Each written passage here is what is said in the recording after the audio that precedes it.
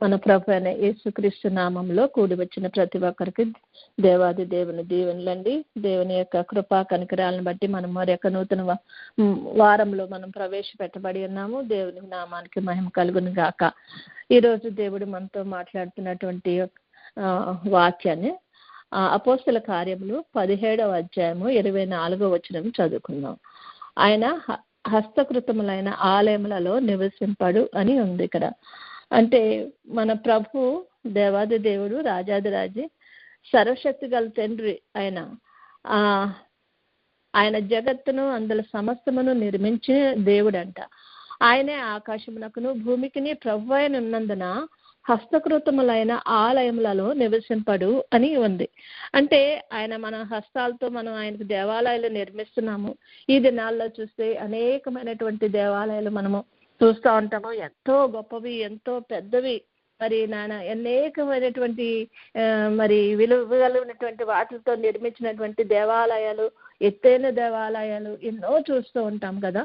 కానీ మన దేవుడు కోరుకునేది అటువంటి దేవాలయం అని కాదు. ఆ దేవాలయం మనకి ఎందుకు నిర్మింపబడింది అంటే, దేవుడు తన బిడ్డల దగ్గరికి వచ్చి మరి వాళ్ళతో సహవాసం చేయుటకు, మరి మనం ఎంతో మరి అల్పులైన మన దగ్గరికి ఆయన దేవాది దేవుడు మనం రావాలంటే ఆయనకు ఒక మనము ఆయనతో కూర్చుని మాట్లాడి సహవాసం చేసే స్థలము దేవుడు కోరుకున్నది ఏంటంటే, ఆయన ఎప్పుడు కూడా మరి దావీదు గారిని కానీ మరి ఇంకెవరిని కానీ నాకు దేవాలయం కట్టండి అని చెప్పలేదు. కానీ దావీదు గారికి ఒక సంకల్పం వచ్చింది.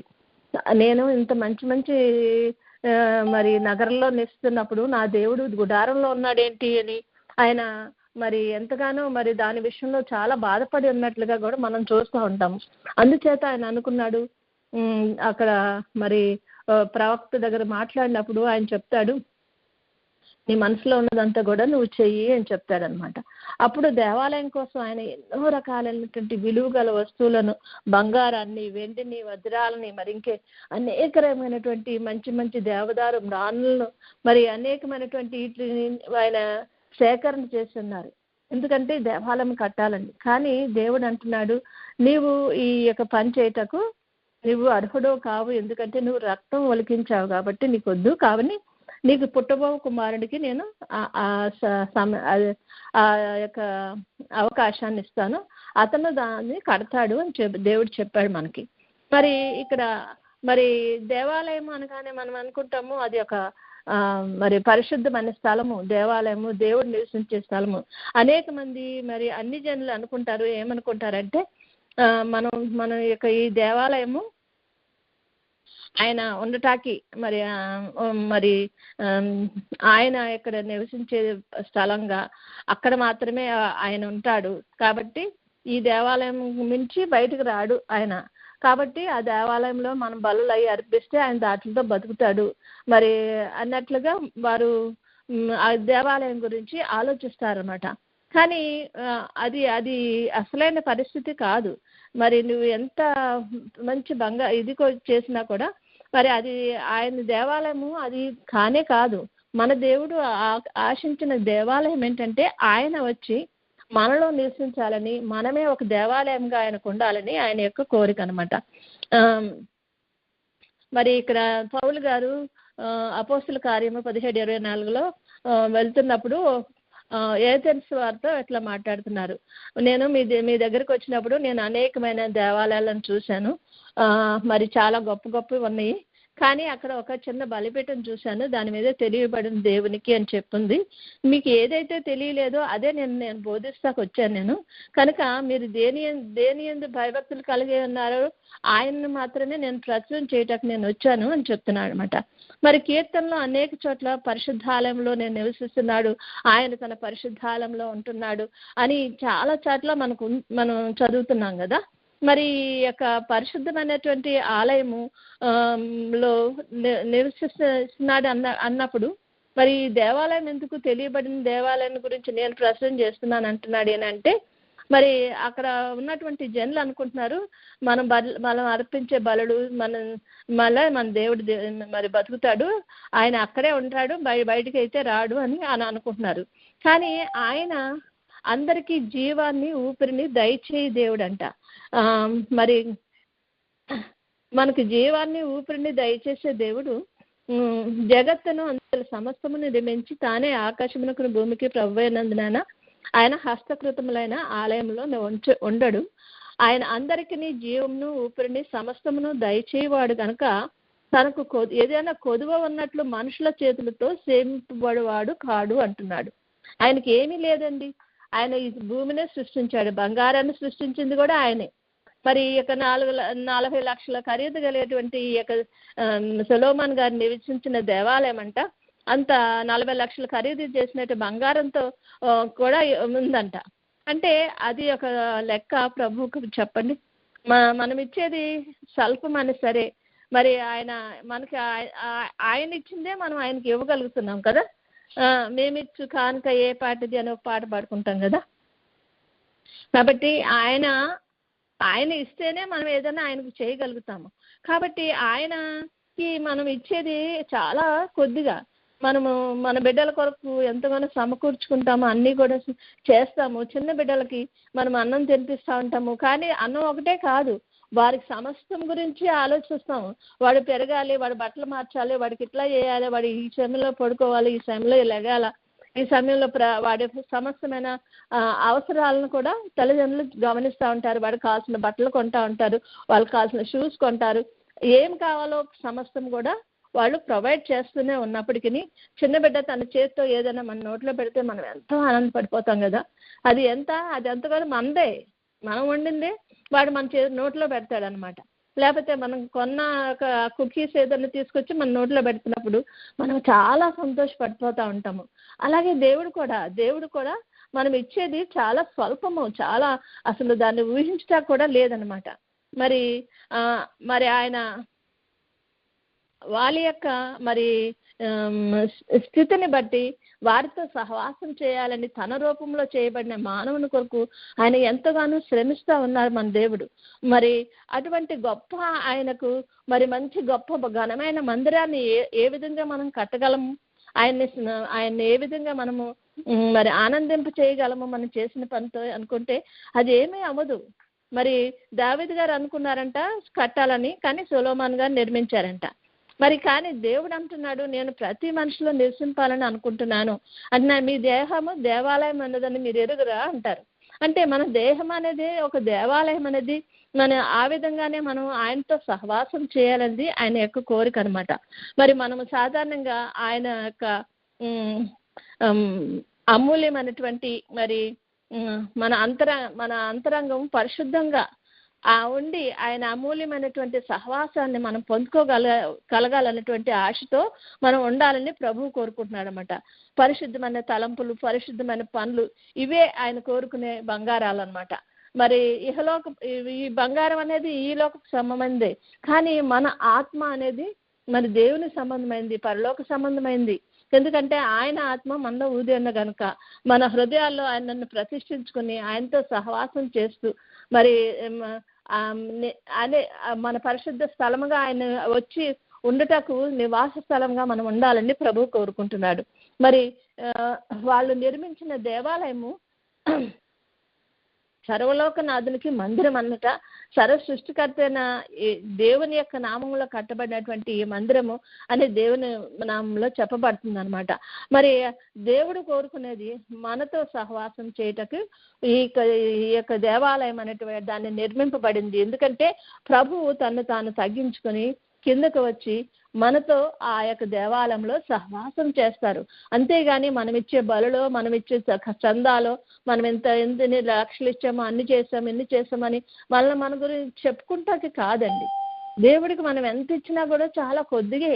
కానీ దేవుడు మరి ప్రతి మనిషికి తన అక్కర కొలది పంచిపెట్టే దేవుడు మన దేవుడు కనుక మరి ఈ యొక్క మరి ఆయన యొక్క మరి ఎంతో గౌరవమైనటువంటి భావంతో ఆయనకు దేవాలయం దావీదు మహారాజు కట్టాడు. కానీ అది వారు మనం వెళ్ళి అక్కడ చూసుకునేటువంటి పరిశుద్ధ స్థలం మాత్రమే.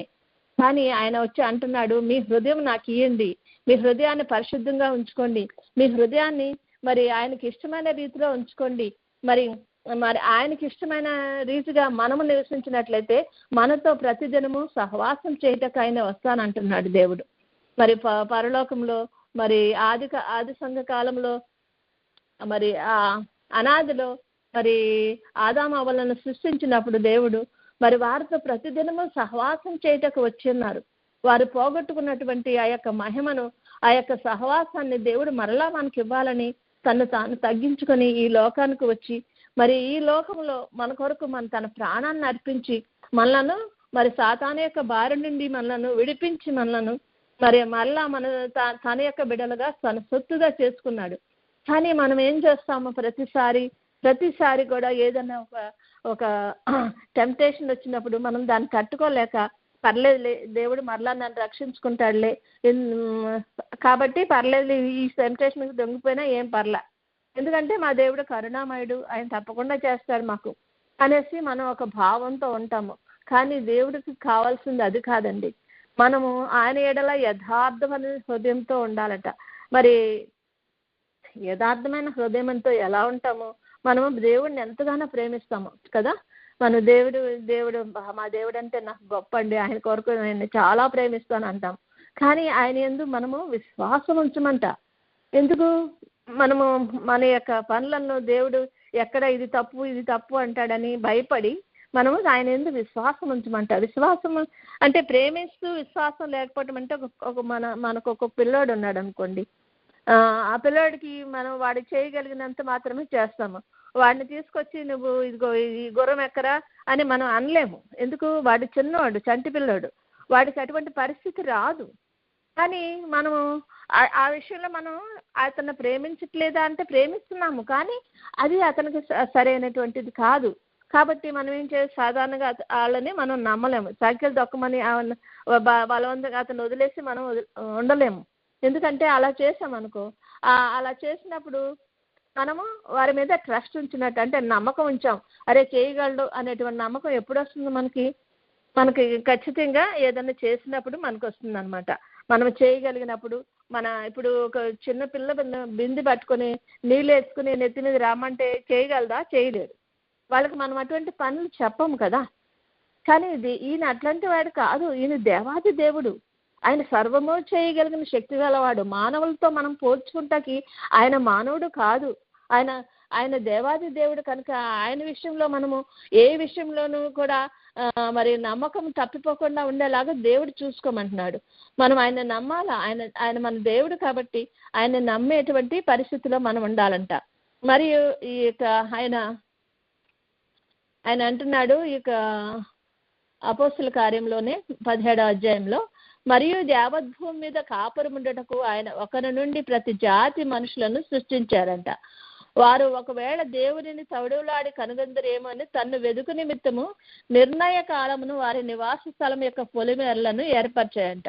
అంటే ప్రతి మనిషికి యొక్క జీవితాన్ని వారికి ఒక రక్షణనివ్వాలని దేవుడు నిర్ణయించుకున్నాడు. కాబట్టి దేవుడు ఏదో రకంగా నా బిడ్డలు నా వైపు తిరుగుతారు, నా కొరకు మరి తడువులాడతారు, కాబట్టి నేను వాళ్ళకి నేను దొరికేలాగా నేను వారికి ఒక స్థలాన్ని నిర్మిస్తాను, ఒక పొలిమేరలను ఆయన ఏర్పరిచాడు. ఈ స్థలం ఈ టైంలో నీది, ఈ టైంలో నీది అని దేవుడు ప్రతి వారికి కూడా ఇచ్చాడంట. అది ఎందుకంటే మనలో ఎవరికి దూరంగా ఉండే దేవుడైతే కాదంట. ఎప్పుడు నిత్యము మనతోనే, మనం సదాకాలం మీతో ఉంటానని సెలవిచ్చిన దేవుడు మనతో ఎల్లకాలం ఉంటున్నాడని ఆ యొక్క ఆలోచన మనకు రాదనమాట. మనం బతుకుతున్నాము, చలించుచున్నాము, అటువలే మనం ఆయన సంతానం అని కొందరు కవీశ్వరులు కూడా చెప్పారట.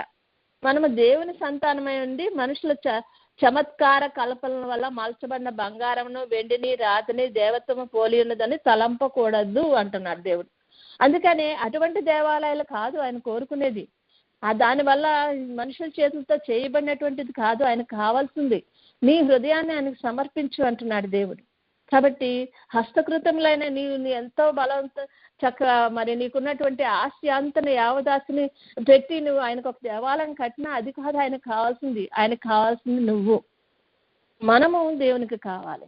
మనము దేవుని విషయంలో మనము ప్రతి విషయంలో కూడా అలా ఉన్నప్పుడు మనం ఏం చేయాలంట, మనము పవిత్రమైన పనులు చేసుకుంటా ఉండాలంట, పవిత్రమైన ఆలోచనలు కలిగి ఉండాలంట, పరిశుద్ధమైన ఆలోచనలు కలిగి ఉండాలంట, పవిత్రమైన పనులు చేయాలంట. దేవుని యొక్క లక్షణాలు మనలో చూపించాలన్నమాట.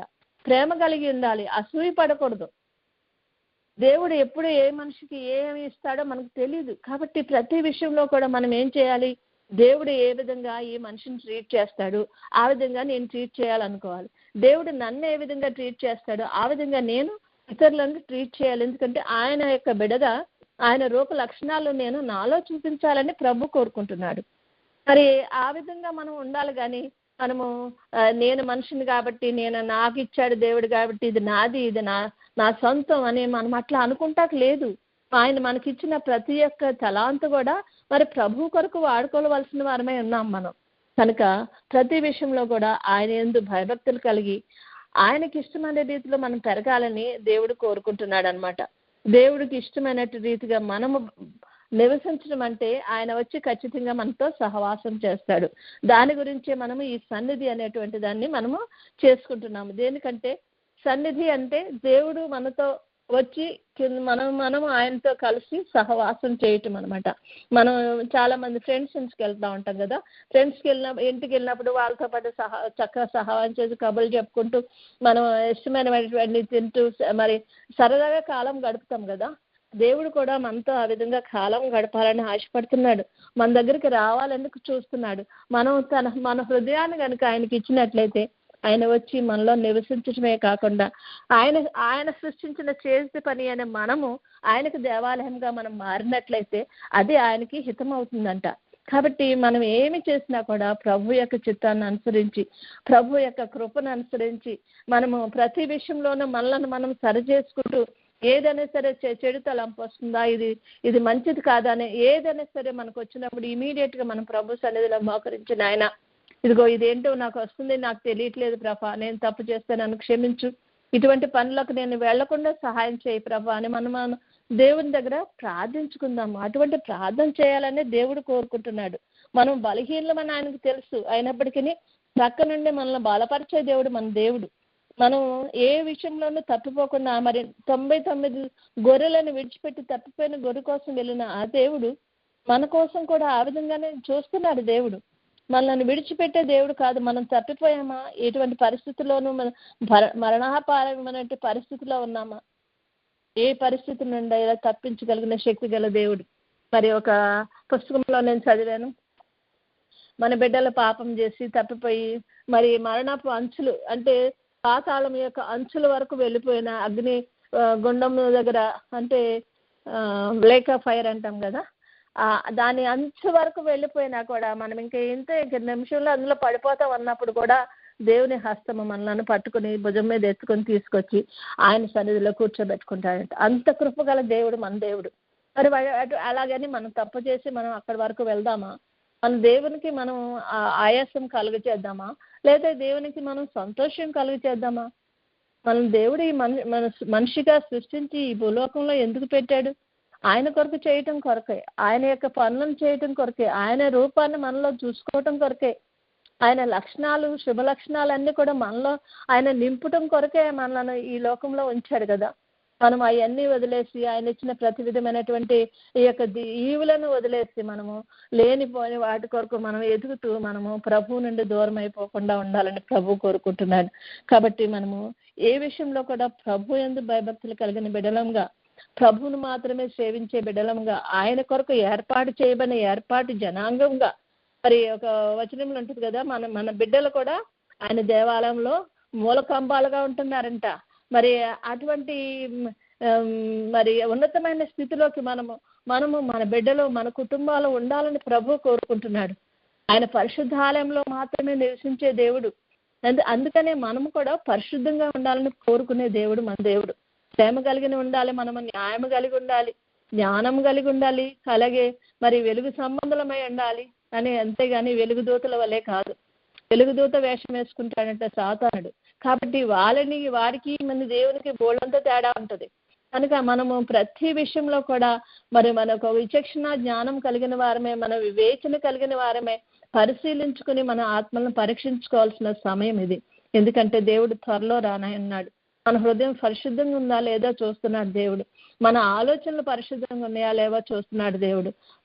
మనం ఎన్నో పనులు చేయగలి కూడా చేయలేనిటువంటి ఒక విధమైనటువంటి తిరస్కార బుద్ధిలో ఉన్నామా లేదో దేవుడు చూస్తున్నాడు. కనుక అటువంటి పరిస్థితుల్లో మనకు వెళ్ళొద్దండి. ఎందుకంటే దేవుడు సమస్తమును చూచే దేవుడు. మనం ప్రార్థన చేసినప్పుడు దేవుడు నా ప్రార్థన వింటున్నాడు, నా ప్రార్థన ఆలకిస్తున్నాడు అనుకున్నాం మనము. మరి దేవుడు మనం తప్పు చేసినప్పుడు కూడా మనం చూస్తాడని మనం ఎందుకు గ్రహించలేకపోతున్నాం? కనుక అటువంటి పరిస్థితిలోకి వెళ్ళకుండా దేవుడు మనలను ఎన్నో రకాలుగా ఆపాలనే మనస్సాక్షి అనేది మన హృదయంలో పెట్టాడు దేవుడు. దానికి మనం లోబడి మనము దేవునికి విధేయత కలిగి మనం జీవించాలని ప్రభు కోరుకుంటున్నాడు. అటువంటి దేవాది దేవుని కలిగిన మనం చాలా ధన్యులం. ఎందుకంటే ఆయన రూపంలో సృష్టిలో ఏ వస్తువు చేయబడలేదు.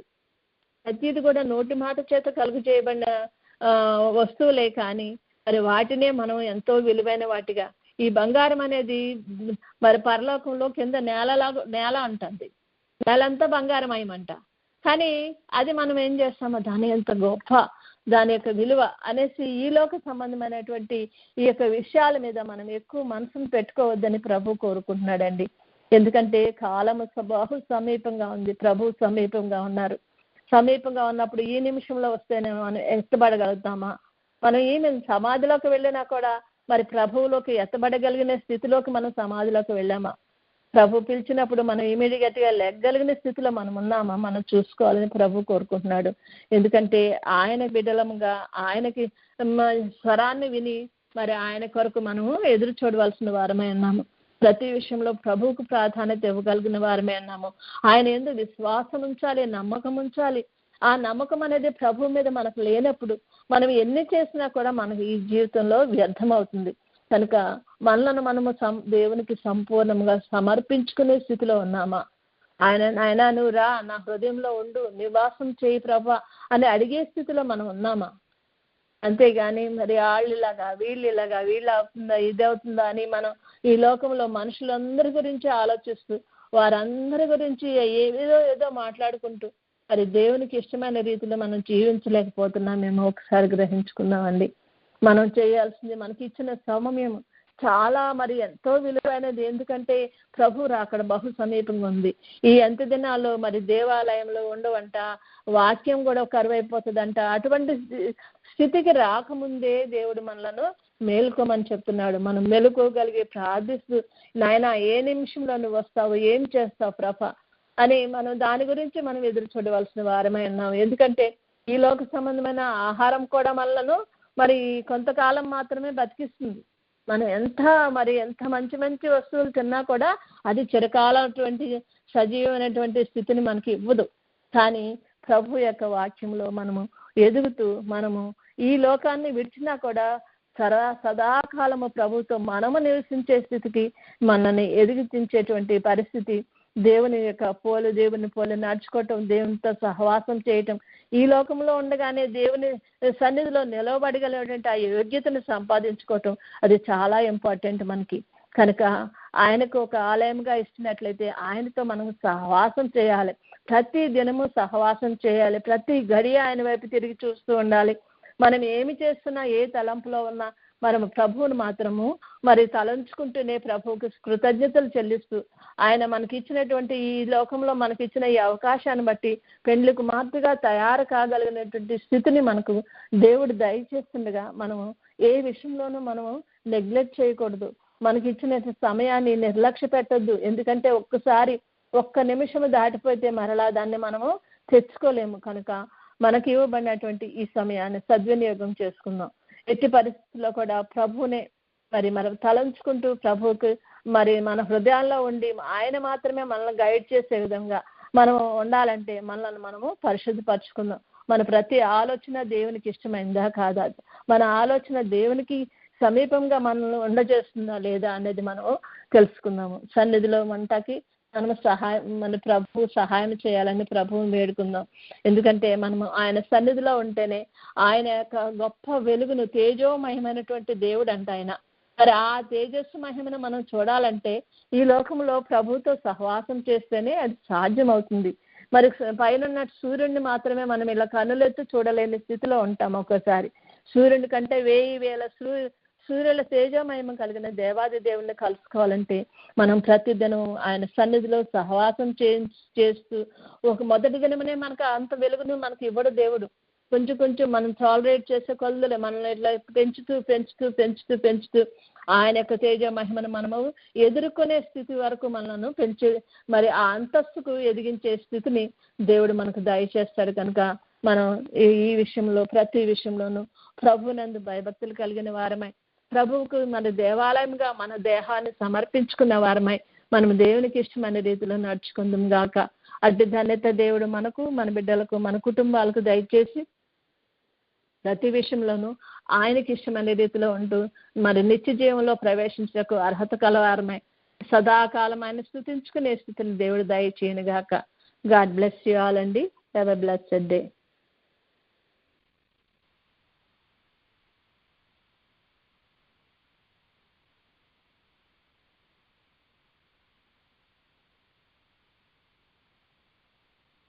ప్రభువుని తలంచుకుందాం. మన మధ్య సింహాసనాసీనుడైన దేవాది దేవుణ్ణి తలంచుకుంటూ ఆయన మాత్రమే మహాకాశములు పట్టజాలిన ప్రభువని, మరి ఆయన మాత్రమే మనల్ని పరిశుద్ధం చేయగలవాడని, ఆయన మాత్రమే మనల్ని తన రూపంలోనికి రూపాంతరం పొందే విధంగా మనల్ని తయారు చేయగలడని మనం ఆయన ఎదుట ఉన్నప్పుడు కొద్దిసేపు మనోనిదానము కలిగి మిగిలిన విషయాలు ఈ లోక సంబంధమైన ప్రతి దాన్ని ప్రక్కన పెట్టి ప్రభు మొహమును మరి మనం చూడటకు, మరి ఆయన స్వరాన్ని వినగలుగుటకు ఆయన సన్నిధిలో మనోనిదానం కలిగి ఉందాం.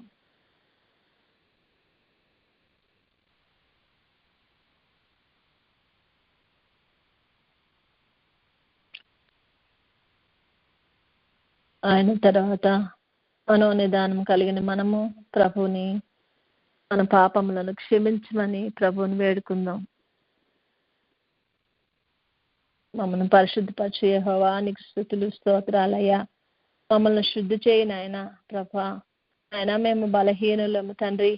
ఆయన నీ రక్తధార చేత మమ్మలను కడిగి పవిత్రపరిచి నా ప్రభా నీ రూపంలోకి మార్చుకొని మా ప్రతివిధమైన పాపములను క్షమించు తండ్రి అని ప్రభువుని వేడుకుందాం. ఆయన క్షమించుటకు సిద్ధమైన దేవుడట. కనుక సమయం ఉన్నప్పుడే మనం ప్రభు యొక్క పాదాలు పట్టుకుని మన పాపములను ఒప్పుకుందాం.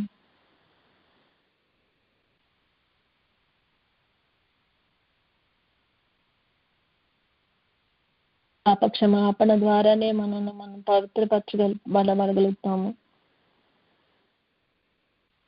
మన తలంపుల్లో, ఊహలలో, మనం చేస్తున్న కార్యములలో మనం తెలిసి తెలియక ఎన్నో పాపములు చేస్తుండగా ప్రతిది కూడా ఆయన సన్నిధిలో ఉంటే ఆయన సన్నిధిలో సమస్త పాపములు మనకు కనపడతాయి అంట. కనుక ప్రతిది కూడా ఆయన సన్నిధిలో ఒప్పుకోగలుగుటకు ఆయన సన్నిధానంలో ఉన్న మనం ప్రభుని క్షమించమని, మనను ఆయన రక్తంతో కడిగి శుద్ధి చేయమని అడుగుదాం.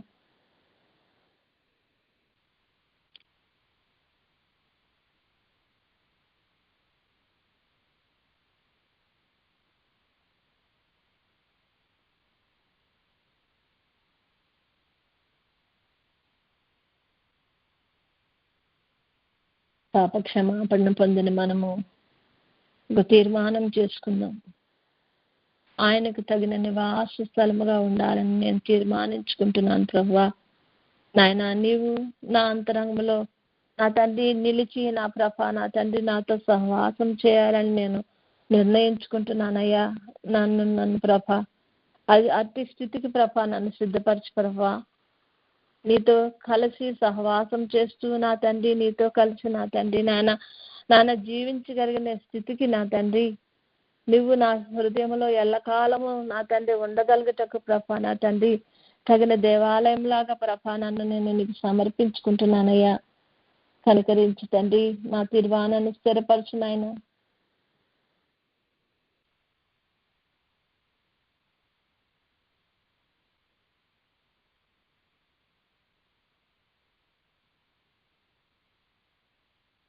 తీర్మానించుకున్న మనము ప్రభు సన్నిధిలో మనం అటువంటి తీర్మానానికి సిద్ధపరచగలిగినట్టు స్థితిలో మనము దేవుడు తయారు చేయనట్లు ప్రభునకు మనల్ని మనం సంపూర్ణంగా సమర్పించుకుందాం. నిత్యము ఆయనతో సాంగత్యం కలిగినటువంటి స్థితికి మనం రాగలిగినట్లు దేవుడు మనల్ని తయారు చేయగలిగేలాగా దేవుణ్ణి వేడుకుందాం.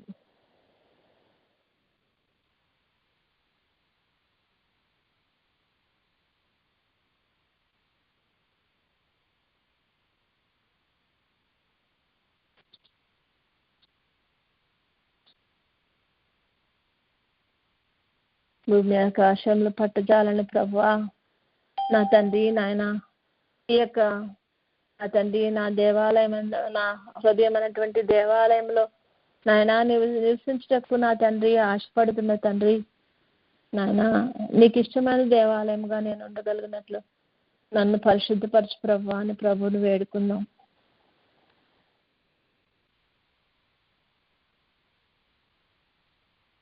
ఇది అనుదినము సహవాసం చేస్తూ నా తండ్రి నాయన ఆయన ఎంతో మహిమను ప్రభ కలిగినటువంటి ఆదామబల ప్రభ నాయన ప్రభ నా తండ్రి అట్టి స్థితిని ప్రభ నాయన మరలా మాకు దయచేస్తానని సెలవిచ్చిన తండ్రి.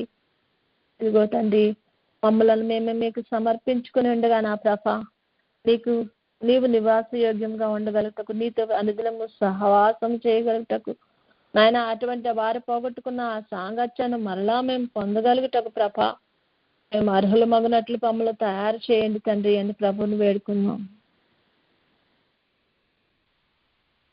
ఆయన మేము మా బిడ్డలు మా కుటుంబాలు అంత్య దినాల్లో ఉంటున్నామయ్యా, అపాయకరమైన కాలాల్లో ఉంటున్నామయ్యా, ప్రేమలు చల్లారే దినముల్లో ఉంటున్నాం ప్రభ నా తండ్రి.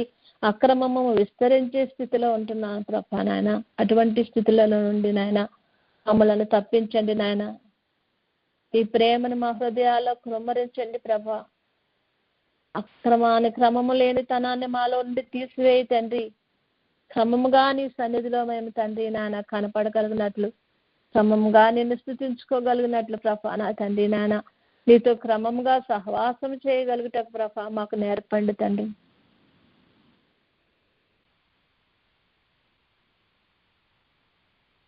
నాయన పైకి భక్తి గలవారమై ఉన్నట్లు నాయన, నీ శక్తిని ఆశ్రయించని స్థితిలో మేము ఉండకుండానట్లు ప్రభ, నీ శక్తిని ఆశ్రయించే స్థితిలో మమ్మల్ని తయారు చేయతండి అని ప్రభువును వేడుకుందాం. నీ శక్తి మీద మేము ఆనుకోగలిగిన స్థితిని మాకు దయచేయతండి అని ప్రభువును వేడుకుందాం. నీవు మాత్రమే మాకు చేయగల శక్తి గలవాడు ప్రభ. మేము బలహీనమే తండ్రి నాయన, మా ఎదుట ఎంత బలమైనటువంటి నా తండ్రి ఆయుధము అడ్డంగా ఉన్నప్పటికీ నాయన దానిని తీసివేయగల శక్తి గల దేవాది దేవుడు ప్రభ, సర్వశక్తిమంతుడైన నిన్ను ప్రభ మేము వేడుకుంటున్నామయ్యా. నీ మీద మాత్రమే మేము ఆనుకోగలిగిన స్థితిని మాకు దయచేయండి తండ్రి. ప్రతి విషయంలో నిన్ను ముందు పెట్టుకుని ముందుకు వెళ్ళటకు ప్రభ మాకు సహాయం దయచేయండి. మేము మా బిడ్డలు, మా కుటుంబాలు నా తండ్రి, మా బంధువులు, మా స్నేహితులు, మా ఇరుగు పొరుగు వారు ప్రతి వారి యొక్క రక్షణ కొరకు నీ సన్నిధిలో మేము వేడుకుంటున్నామయ్యా. ఏ బిడ్డ నశించటం నీ చిత్తం కాదని సెలవిచ్చిన తండ్రి నాయన, మా ఎడ్ల కృప కనపరచండి నాయన. ఈ దీవెన దయచేయండి తండ్రి.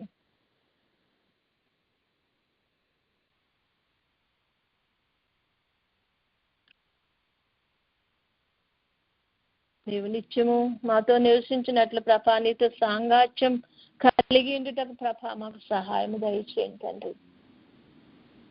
నీతో సహవాసం చేయగలిగిన ఉన్నతమైన స్థితిని మాకు దయచేయండి తండ్రి. ఆయన రాకడ బహు సమీపంగా ఉంది కనుక మేము మెలుకోగలిగిన ఆయన నిత్యము ప్రార్థించగలిగిన స్థితిని మాకు దయచేయి తండ్రి.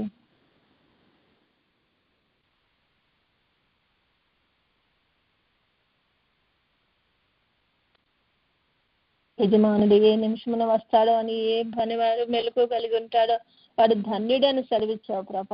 అతి ధన్యతలో ఆయన మేము మా బిడ్డలు మా కుటుంబాలు నివసించినట్లు మీరు సహాయం దయచేయండి తండ్రి.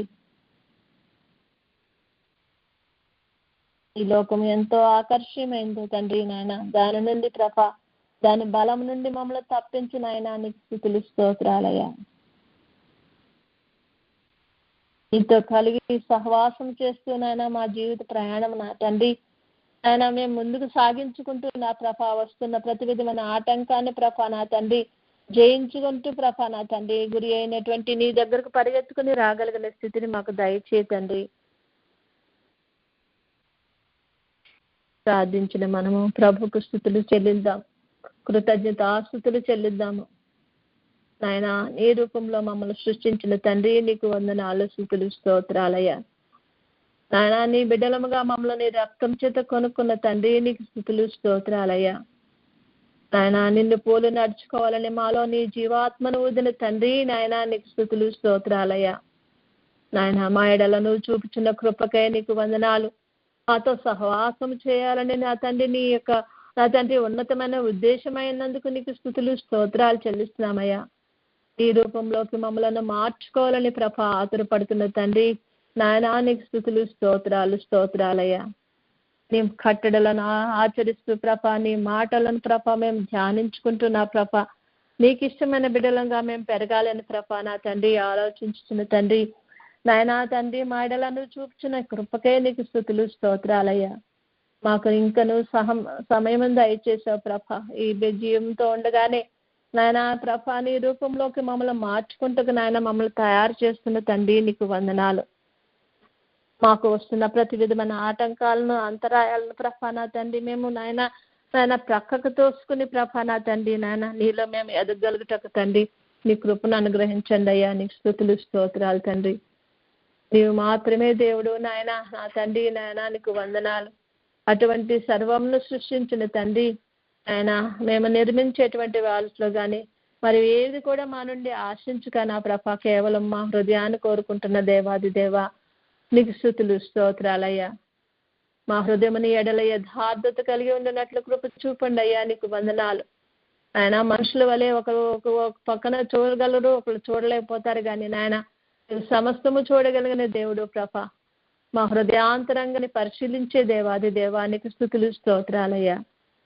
నీకు ఇష్టమైన రీతిలో మేము బతుకుతాకు ప్రభా నా తండ్రి నాయన మాకు ప్రభా నీ ఆత్మను ప్రభా పరిశుద్ధాత్మ సహాయాన్ని అందిస్తున్న తండ్రి నీకు వందనాలయ్యా.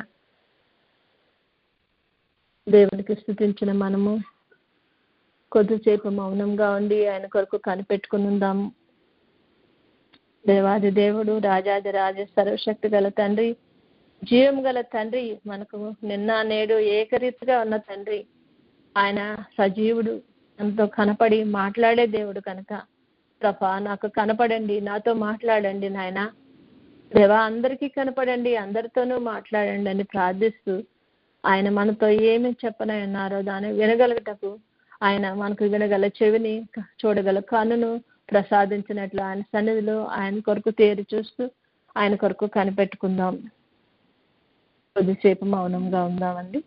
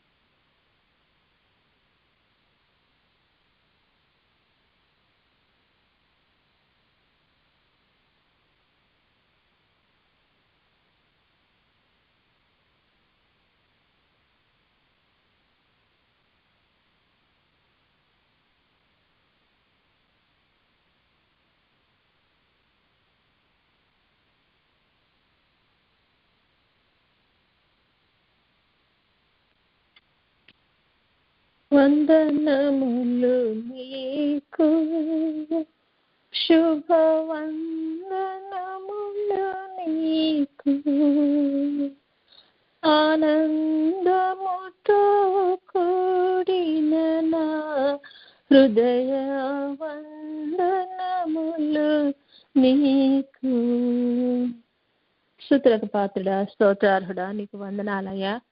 మా జీవిత దినాల్లో ప్రభా నాయన మరి యొక్క దినంలో మమ్మల్ని ప్రవేశపెట్టి నీ సన్నిధిలో మేము కూర్చొని నీ వాక్యాన్ని వింటకు మాకు ఇచ్చిన సహాయాన్ని బట్టి నీకు వందనాలయ్యా. ఈ దినము నాన్న తండ్రి నాయన నీవు మాకు బోధించిన దాన్ని బట్టి ప్రభా హస్తకృతములైన ఆలయంలో నివసింపిన దేవా నీకు స్తుతులు స్తోత్రాలు తండ్రి. నాయన నీవు దేవాది దేవుడు, మహాకాశంలో నిన్ను పట్టజాలమని సెలవిచ్చిన తండ్రి.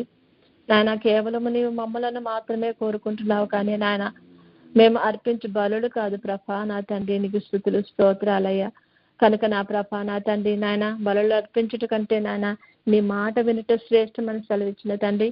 నీ వాక్యాన్ని అనుసరించి నడుచుకుంటూ నీ మాట వినుటూ నా ప్రభా నా తండ్రి నీ దృష్టికి ప్రభా నా తండ్రి నాయన మేము యోగ్యులమై నాయన నీ చేత వాడబడ్డకు ప్రభా అనుకూలమైన బిడ్డలముగా నా తండ్రి నాయన నీవు మాలో మా హృదయాల్లో నివసించగలుగుటకు ప్రభా నా తండ్రి నివాస యోగ్యంగా ఉండనట్లు ప్రభా మమ్మల్ని ప్రభా పరిశుద్ధపరిచి నా తండ్రి నీ కొరకు ప్రభ మమ్మల్ని వాడుకొనమని నా ప్రభ మమ్మల్ని అందరినీ నీ రాకడకు సిద్ధపరచమని నాయన అన్ని విషయాల్లో నీవే మహిమ ఘనత కీర్తి ప్రభావాలు పొందుకోమని ఏ ఒక్క బిడ్డ కూడా నా తండ్రి నశించకుండా నాయన మేము మా యొక్క ప్రయత్నంలో ఉన్న బిడ్డలే కాకుండా నా ప్రభ నా తండ్రి నిన్ను నమ్మిన ప్రతి బిడ్డ కొరకు నా తండ్రి మేము ప్రార్థించుచుండగా మీరు మాకు సహాయం దయచేయమని మాకు నేర్పించిన ప్రతిదీ కూడా ప్రభ నాయన మా ఆత్మలను ప్రభ బలపరుచుకుంటకు తండ్రి సాధనములుగా మేము వాడుకుంటకు నీ కృపను అనుగ్రహించమని మమ్మల్ని పరిశుద్ధపరిచి నా తండ్రి మాలో నీవు నివాసం ఉండమని ప్రభ నా తండ్రి సమస్త విషయాల్లో ప్రభ నా తండ్రి మాకు ఇచ్చిన ఏ యొక్క సన్నిధి కార్యము నిమిత్తం నీకు వందనాలు చెల్లిస్తున్నా ప్రభ.